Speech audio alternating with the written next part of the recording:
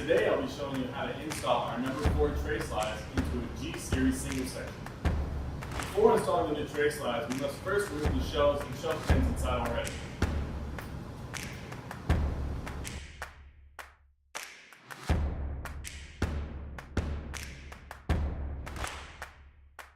After removing the shelves and pins, go up and down the cabinet on the front and back panel using a flathead screwdriver, popping plugs out, revealing the screw holes for the pilasters.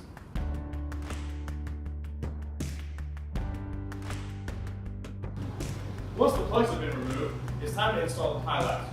There's two different sets of pilasters. One set is for the front left and back right, and one set is for the front right and back left. To determine which set you're looking at, take a look at the top cutout of each pilaster. One has a very thin gap on top and one has a very thick gap on top.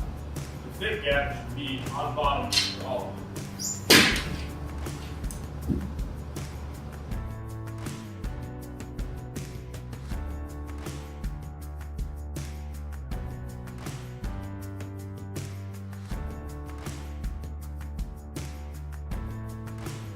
After all the pilasters are installed, it's time to install the Trayslides. In the number 4 kit, there should be 4 pieces just like this to be installed.